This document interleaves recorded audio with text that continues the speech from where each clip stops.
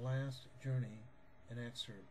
Subtitle, A Father and Son in Wartime, by Darrell Griffin Sr.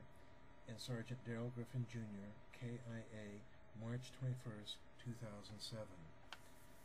I was standing at the grave of Sergeant Darrell Griffin Jr., my son, reading the same words I have read every Sunday for the last month.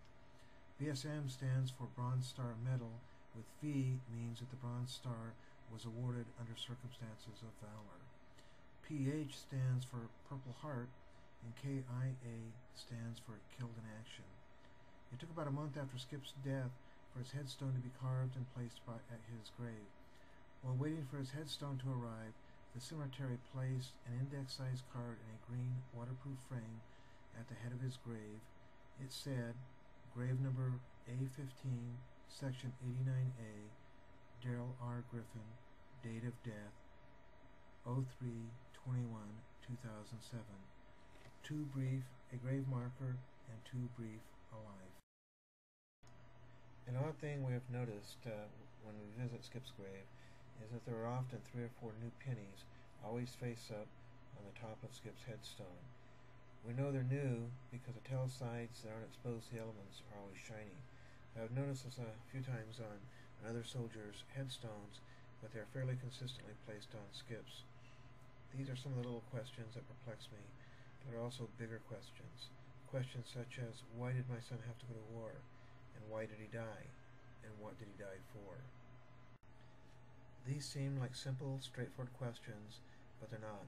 They were a subject of a number of conversations that Skip and I had over the course of several years.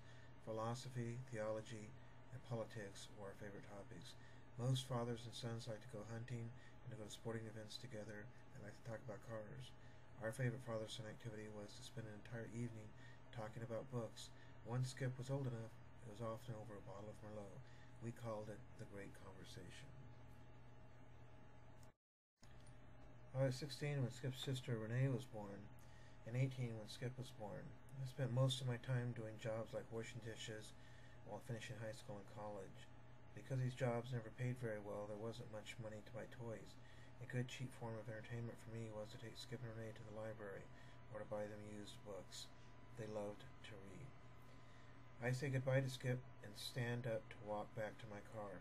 I notice that the incense has burned a hole in the little army flag that someone had placed on Skip's headstone. It now says United States Arm. As I get to my car, I remember a favorite quotation of Skip's. Of all the sorrows that afflict mankind, the bitterest is this, that one should have consciousness of much, but control over nothing. Herodotus.